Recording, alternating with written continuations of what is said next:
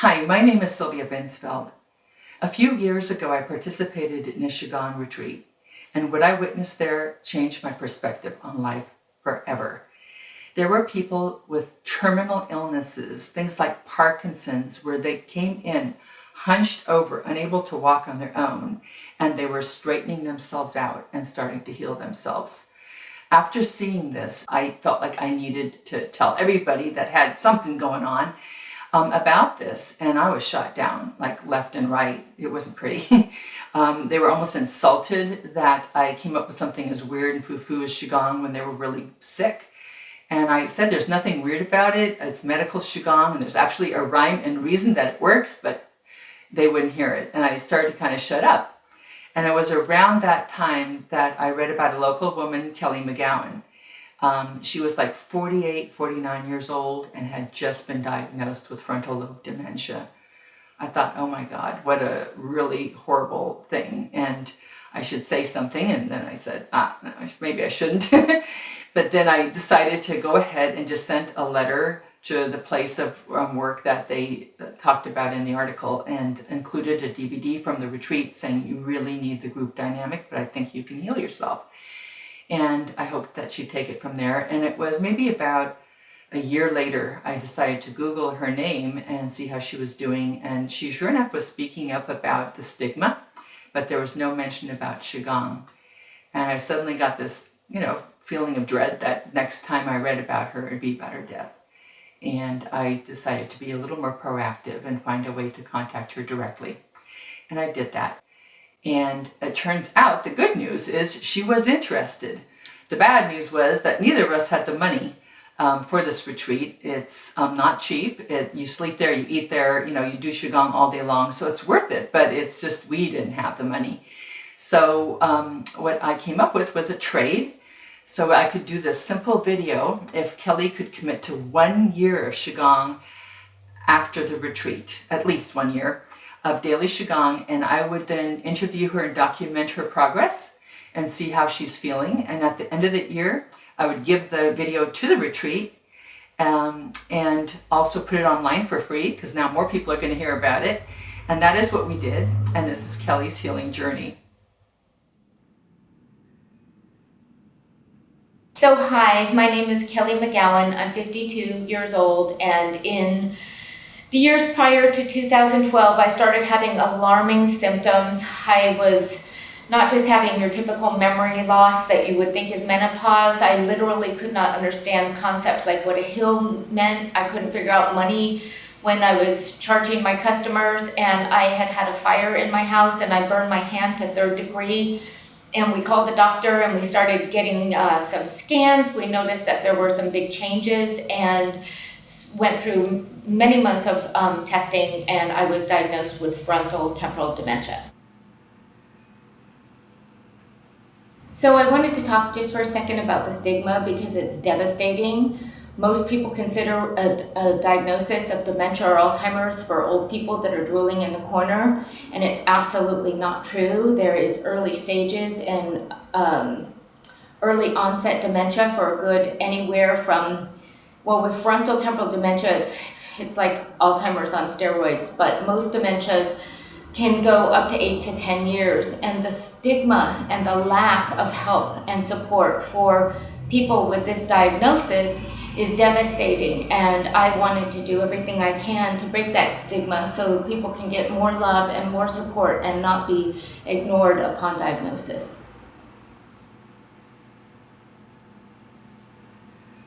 So for the most part during this process, I've used my situation as a part of bringing as much love and trust to any fearful moment. And I've got to tell you that I've never had so many huge fearful opportunities in my life as I have had in the last couple of years.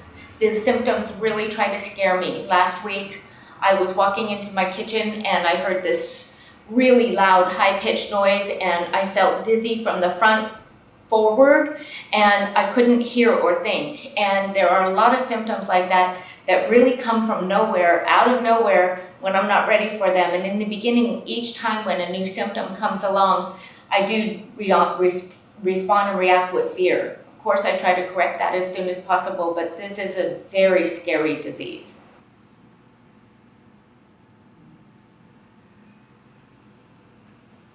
I went to a high-fat, high-protein diet.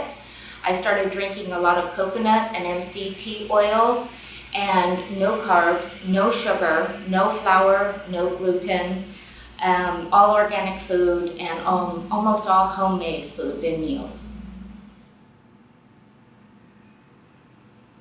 So in anticipation for the retreat, of course, doing the prep for the last couple of weeks has been really beneficial already. So I have my utmost faith in this process. I am committed to giving as much effort as I can in the next year, even to the extreme that I don't have a whole lot of energy, and I know that this week is going to be from 8 in the morning until 7 at night, and I firmly believe that I will have enough energy to be able to commit to that and give it my all. So what do we do in Qigong? First of all, when we look at our health and healing, what's different about Qigong is we see the mind, heart, and body as being connected, as opposed to seeing the body isolated and separate from those things. So we address the whole person. Qigong usually consists of simple movements and/or the use of sound, activating the qi energy. Qi simply means life energy. The whole universe is already made up of energy.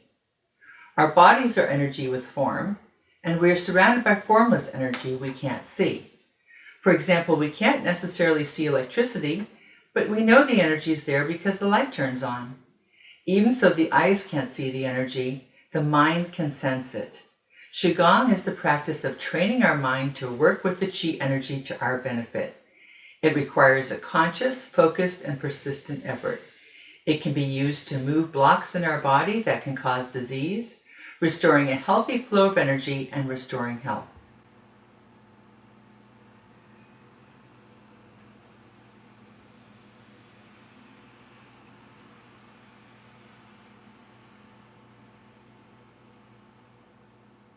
At age 59, I was diagnosed with Parkinson's disease, and shortly thereafter began a course of the dopamine drug Sinemet 25-100 3 times a day.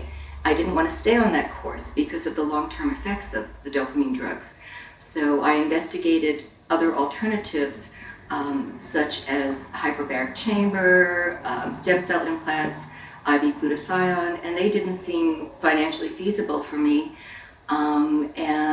I did more research and found out about Qigong and read that if you want to live to be 100, the best thing to do is Qigong. And if you have a neurological condition, the best thing to do is Qigong. So I did Qigong.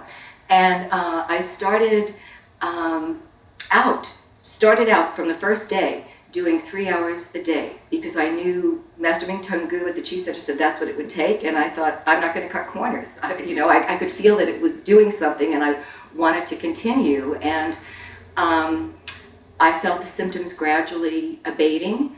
Most of the time, sometimes they seemed a little more intense and sometimes a new symptom seemed to pop up, but I just told myself that the disease was working its way through my body. I was confident that I was healing because there had been so much progress and I believed in the progress I had made, and the other little quirks were just what I thought were healing quirks, and I think that it's important to remember that in the healing process.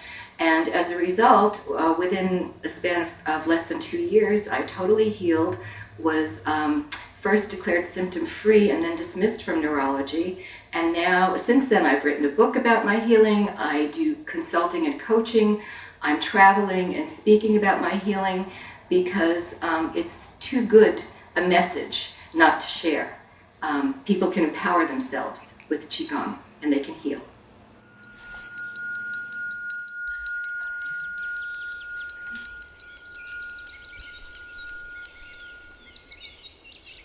Elbow forward, stomach inward, pushing the spine upward, undulating as much as you can upward. Push, expanding, opening. Arm forward 15 degrees, opening to the straight line. The pain and the anguish and the physical ramifications, the rocking on the boats, the tremors, the vagus nerve paralyzing me. Right down to even one day when Ming Tang said that your baby toe and your eye are connected in the bladder, and I had a massive eye infection on this side of my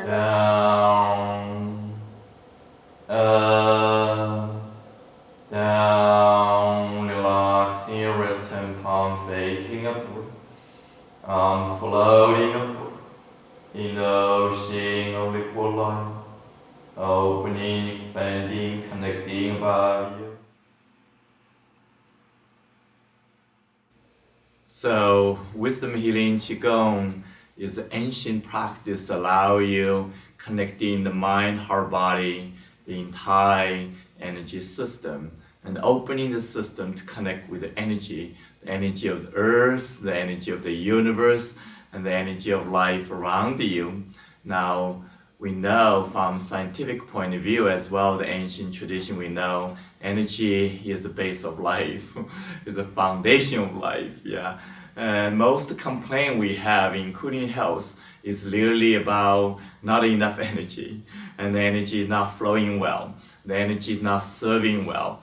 So in terms of disease, it's literally a manifestation of stuck energy, blocked energy. When energy is stuck, blocked, we're experiencing contraction, experiencing stress, experiencing lack of communication in the different system of the body. So eventually, cumulatively become disease, yeah, and diagnosis different symptoms as a result of this blocked energy.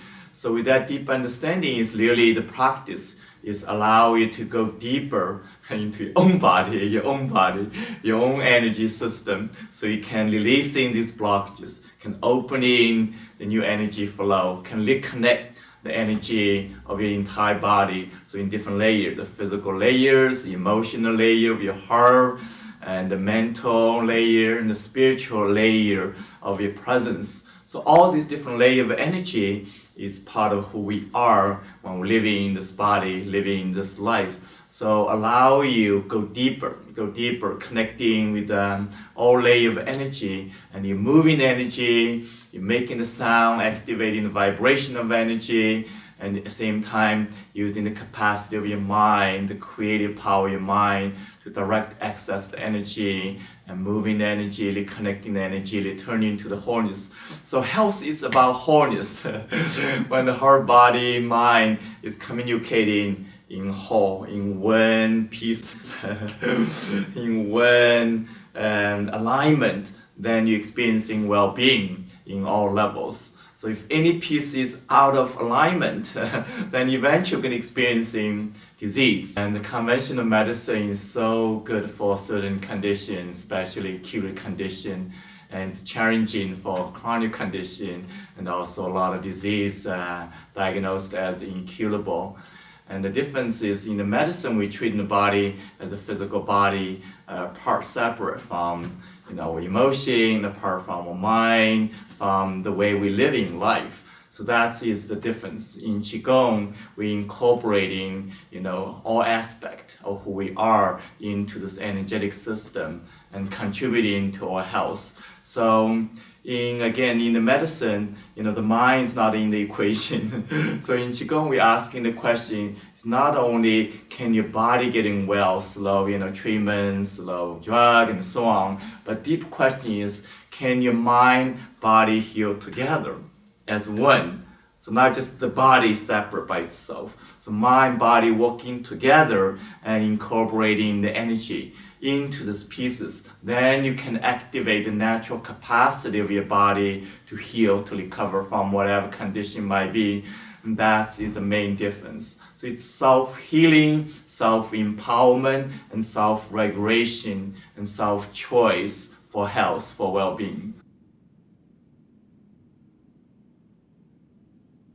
So Sylvia, when you first invited me, I really thought I was going to dip in and dip out. I am so impressed. I don't want to leave. I've had such recovery and so many experiences that have been beyond any of my expectations or dreams.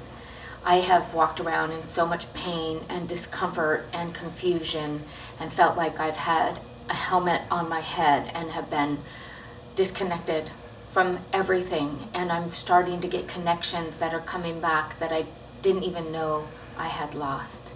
The first interview that we had, it was so hard for me to articulate. When you asked me the symptoms, I couldn't even give you a tenth of what's been going on.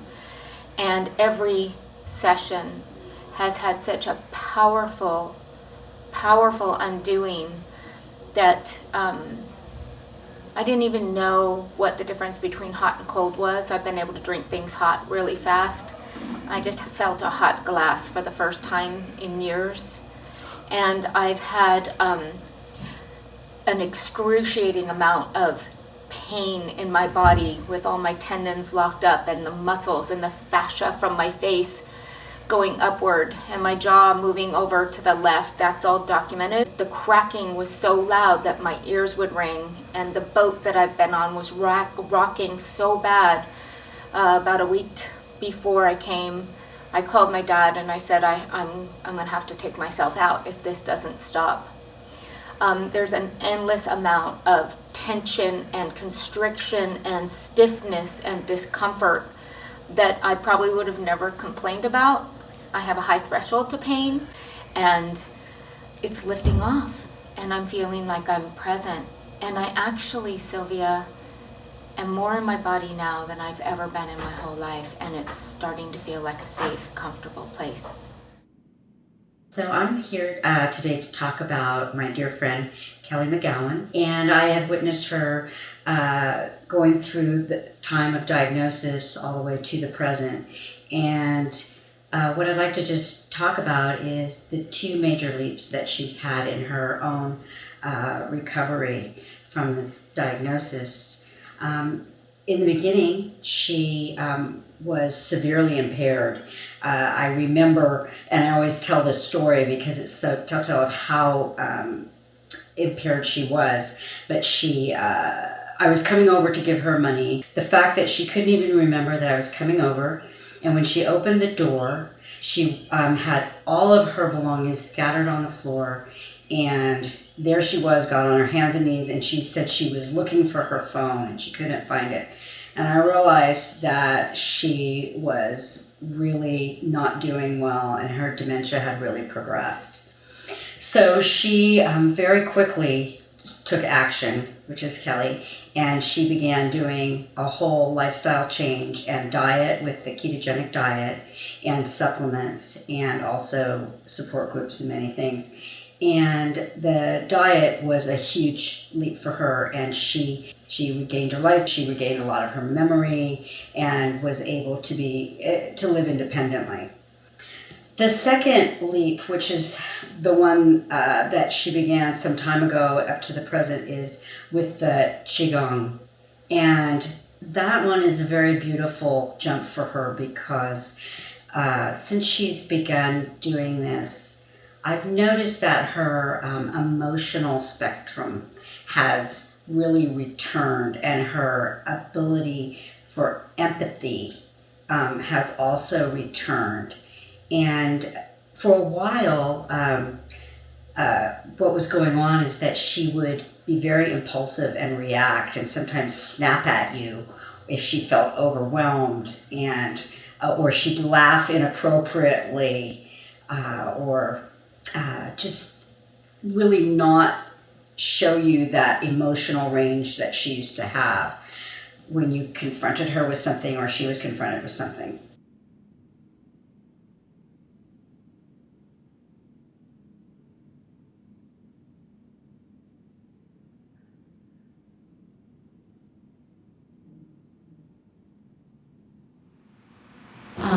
I was at a place 3 years ago where I was just having so much fun socially. I was done being a single mom. My daughter was now a mother, and I had a boyfriend, I was going out dancing, and I was becoming a Pilates instructor before my hairdresser job, and teaching a lot of classes and volunteering a lot and going to a lot of meetings after, and just a full, packed full life.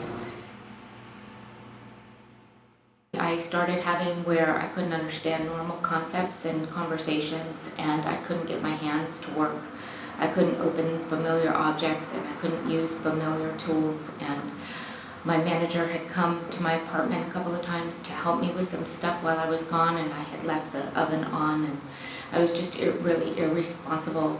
And also at that time, I started suffering from major confusion and just a lack of ability to sequence things and to have any executive functioning.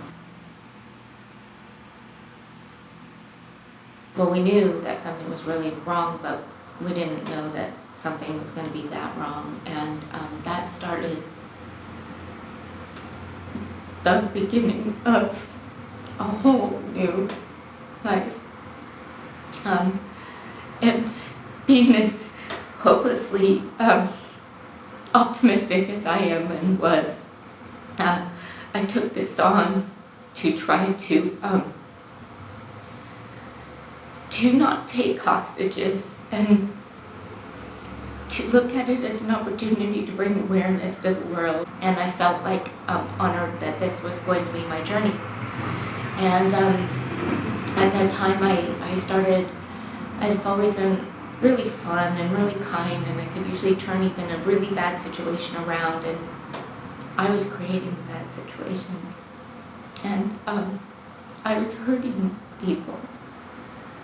I would say mean things and say inappropriate things, and I was doing really inappropriate behaviors for myself. And I decided that I would try to be as open about some of that, and I still can't talk about some of that. When I disclose it with people and they say, you look fine to me, or you seem normal to me, or I have that. And I don't want to go into a lot of details and explain how much you don't have this. And I don't want to dramatize or talk about my symptoms because that makes them more real. But what I do know is that that has been, for all the people in my support group, the hardest thing for each and every one of us is that people say, well, you look fine to me. There are disabilities that don't show up on your body, like a broken arm, and not being heard is difficult. Can you just stop and imagine what it would be like? What it would be like to lose your entire personality, to watch yourself disappear, to be alive while you watch yourself disappear? Can you imagine what it's like to be surrounded by people and groups and associations and pretty much the star of the show, wherever you go, to isolation and loneliness and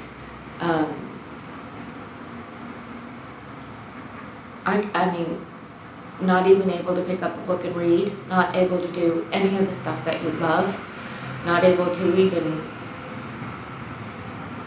go out and get together with your grandbaby and your daughter because they wear you out, and it's too hard to just lose everything that you love.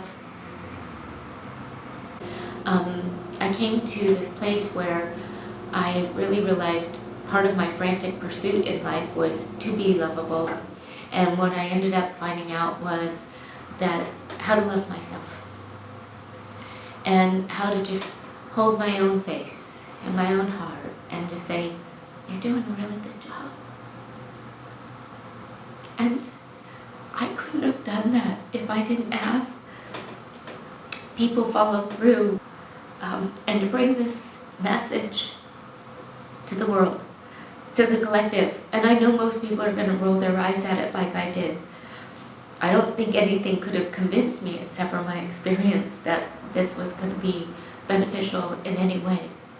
If I could have changes with this disease, anybody could have changes with anything that ails them, physical, mental, and emotional, because it's healed me on all three levels. And that is the best thing in my life. If my life ended today and I had the purpose just to share that, with all the awareness that's going on right now with the football concussion, and that being in the frontal lobe, temporal lobes, as well as my rare disease being frontal temporal, I feel like it has even a bigger purpose than just dementia and Alzheimer's, which is what I was hoping to bring the message to, but it has a huge purpose in all sports injuries. I mean, who hasn't had a sports injury?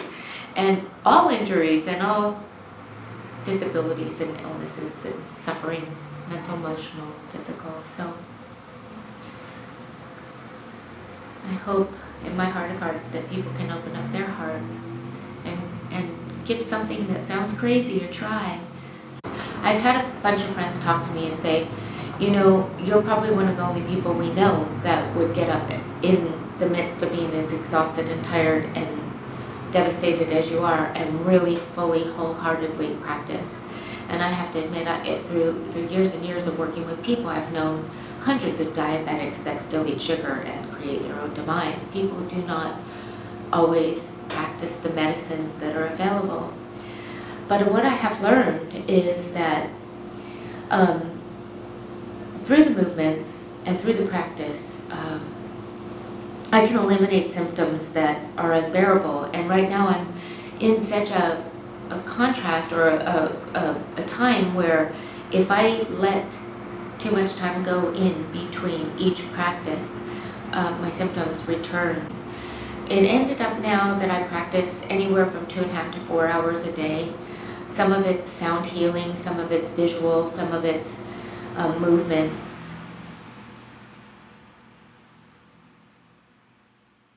My name is Angelia Cheryl Gibson. I'm an integrative massage therapist, and I've been working with Kelli for a couple of years.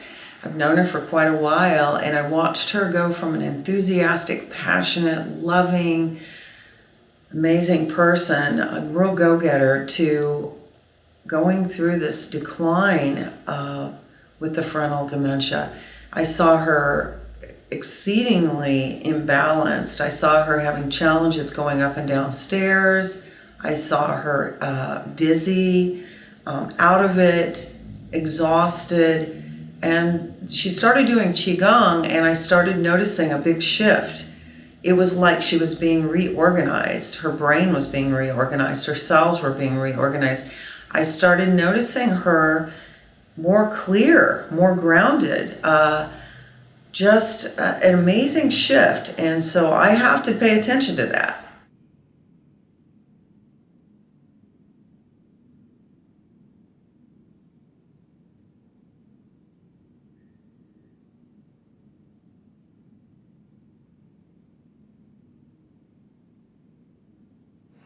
So I've been practicing the Qigong now for 11 months approximately, and the side effects are that, well, I've gained hope, and I was not given hope with the diagnosis in the Western medical model. I feel that the Qigong is a wave that's coming right now, and it's a wave of hope, and it's a wave of possibility.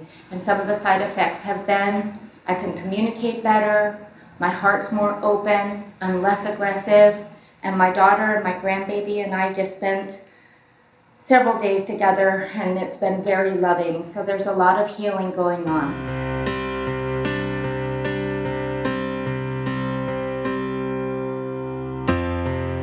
I just wanna give to you the perfect gift today.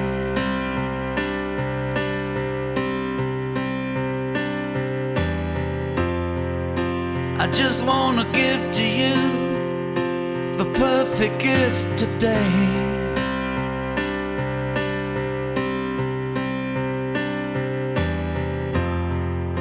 I just wanna give to you the gift of joy today.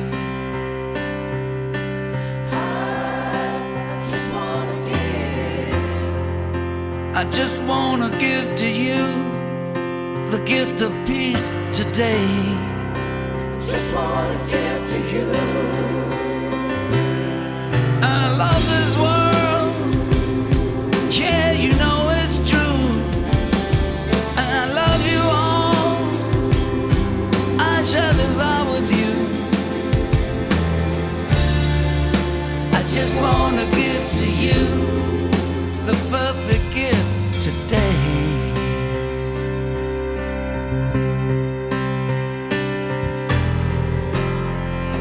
I just wanna give to you the gift of life today.